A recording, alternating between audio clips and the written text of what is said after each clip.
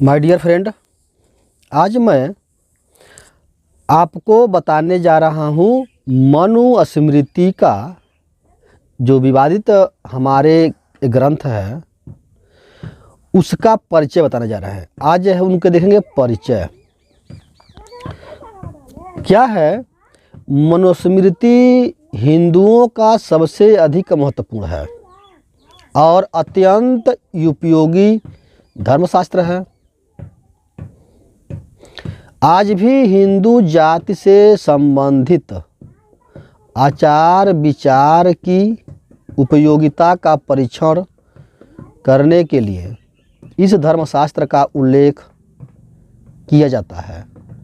यह 12 अध्यायों में विभक्त है। तो जो विवादित एक ग्रंथ है मनुस्मृति, तो इसमें क्या अच्छाइयाँ हैं और क्या बुराइयाँ हैं, यह मैं सभी आप दर्शकों को बताना चाहता हूँ इस किताब के माध्यम से। इस किताब का क्या उद्देश्य है, इस किताब में ये विवादित क्यों है, वो देखें। इसमें जो है इसमें 12 अध्याय है। पहला अध्याय में क्या है देख लेते हैं। पहला अध्याय में सृष्टि की उत्पत्ति, प्रलय की विभिन्न अवस्थाओं, मनुस्मृति का आविर्भाव, मनुस्मृति पढ़ने और पढ़ाने से संबंधित नियम तथा अंत में ग्रंथ की विषय सूची का वर्णन किया गया है। ये पहला अध्याय में है। क्योंकि जो मनुस्मृति नहीं पढ़े हैं वो और विवाद करते हैं, क्योंकि वो जानते हैं नहीं उसमें क्या लिखा है, फिर भी उस पर इतना कमेंट करते हैं कि लगता है कि ये बहुत बड़े विद्वान हैं, लेकिन किताब वो कभी पढ़े ही नहीं हैं। किसी के बातों को सुनकर और वह क्या करते हैं, विद्रोह फैलाते हैं। तो मैं इस किताब को ही आपके सामने रख रहा हूँ।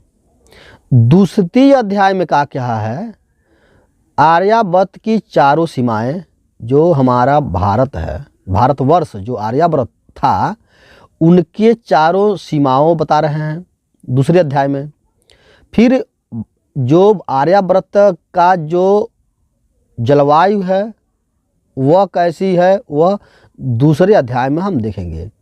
फिर यहाँ रहने वाले क्या क्या चरित्र है, उनके संस्कार क्या है, जो 16 संस्कार वो क्या क्या हैं, ज्ञान की उपयोगिता और उसका महत्व क्या है, ब्रह्मचारी द्वारा गुरुकुल में पालन किए जाने वाले नियमों का उल्लेख इसमें द्वितीय अध्याय में किया गया है। तृतीय अध्याय में क्या है, तो इसमें बताया है गृहस्थ आश्रम। अब गृहस्थ आश्रम में जो विवाह है वह 8 प्रकार का विवाह का वर्णन किया गया है। किस प्रकार की कन्या चाहिए, किस प्रकार की कन्या का पात्रता होनी चाहिए, श्राद्ध से संबंधित नियमों का विधिवत वर्णन किया गया है। आदमी मृत्यु हो जाता है तो उसके बाद उस कर्म जो कांड होता है, श्राद्ध होता है, वह कैसा होता है, वो किस प्रकार होता है, कैसे होना चाहिए, यह तृतीय अध्याय में बता रहे हैं।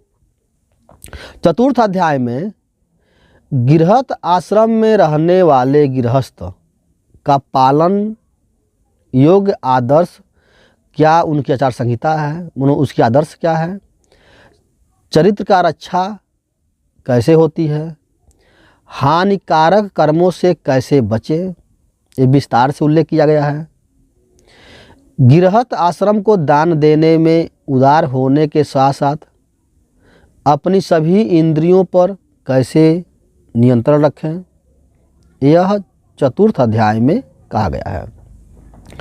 पंचम अध्याय में क्या कहा गया है कि जो अभक्ष्य पदार्थ है वह क्या है, मांसाहार खाने से हानियाँ क्या होती है, हिंसा क्या है और अहिंसा क्या है, शुद्ध करने वाले जो 12 पदार्थों वो क्या हैं, ईमानदारी से अर्थ अर्जन का महत्व क्या है, शरीर के 12 मलों वह क्या है, स्त्री पुरुष के आदर्श संबंधों का विधिवत वर्णन इस मनुस्मृति में किया गया है।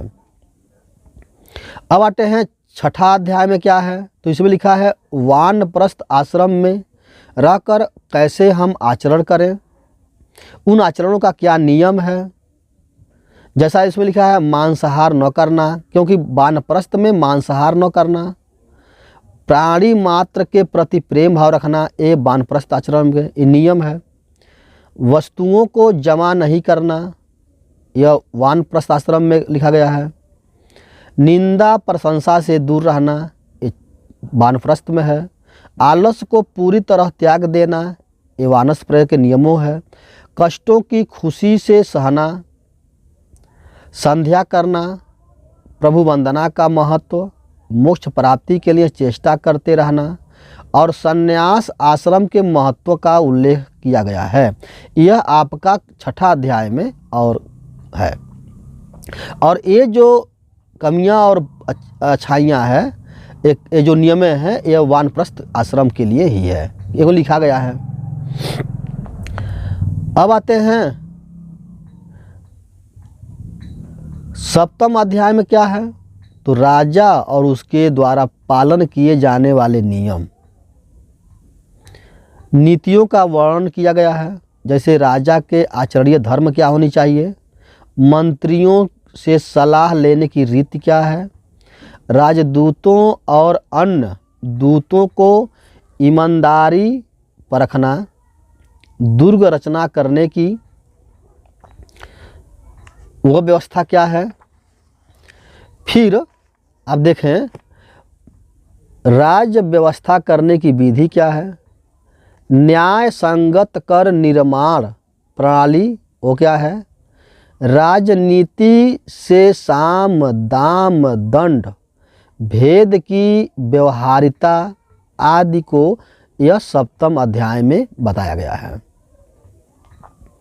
अष्टम अध्याय में क्या है, तो मुख्य रूप से निम्नलिखित विषयों का उल्लेख किया गया, जैसे क्या है, राज्य की सीमा तथा कोष की सुरक्षा, राज्य की सीमा का सुरक्षा करना चाहिए और खजाने की सुरक्षा करनी चाहिए। विवादों को निपटाने के लिए समुचित विधि अपनाना, और जो भी विवाद होता रहा है उसको विधि पूर्वक अपनाना। धर्म विरुद्ध गवाही देने वाले, झूठ बोलने या धोखा देने वाले और अपराध करने वालों को दंड देना, यह 8वां अध्याय में लिखा गया है।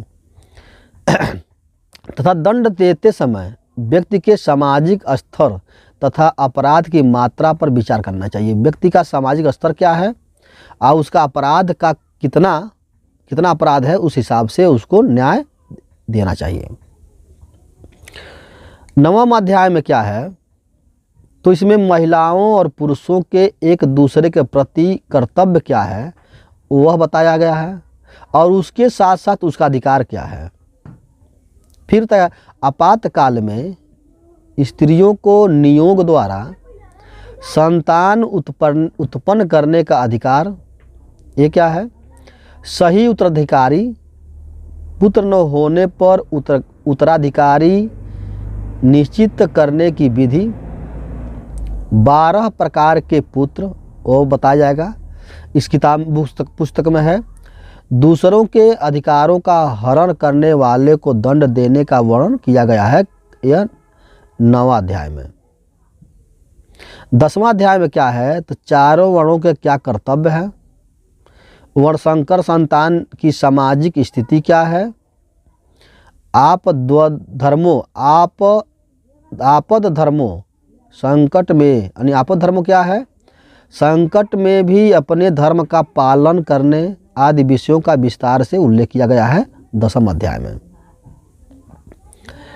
11 अध्याय में विहित कर्मों का त्याग करना, मना किए गए कार्यों को करने पर प्रायश्चित करना, अभस्य भक्षण, पातकों, गोवध, ब्रह्म हत्या जैसे पातकों और उनको करने पर कठोर प्रायश्चितों को करने, वेद के अनुसार आचरण करना, तप तथा ज्ञान के महत्व आदि का सविस्तार वर्णन किया गया है 11 अध्याय में।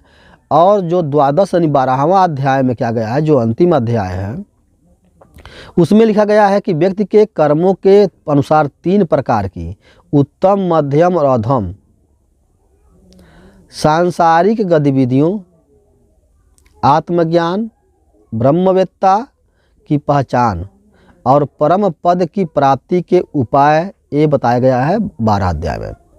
सभी को समान दृष्टि से देखने आदि विषयों का विस्तार सहित उल्लेख किया गया है। तो इस तरह का यह 12 अध्याय में डिवाइड किया गया है और हर अध्याय का एक अपना महत्वपूर्ण जगह है, स्थान है, पोजीशन है, कंडीशन है। तो इसमें हम धीरे धीरे इसका विश्लेषण करेंगे और आप भी समझेंगे।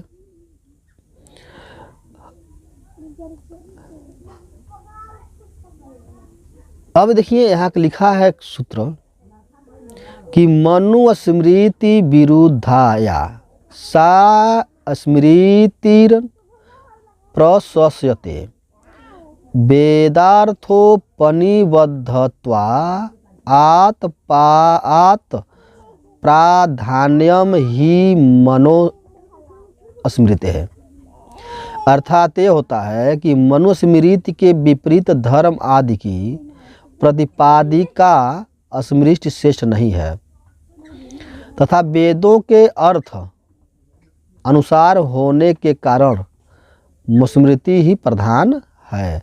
यह जो लेखक हैं, राइटर हैं, वह है सुरेंद्र नाथ सक्सेना। तो इस तरह का यह जो 12 अध्याय में डिवाइड किया गया है वो आपके सामने मैंने प्रस्तुत कर दिया है।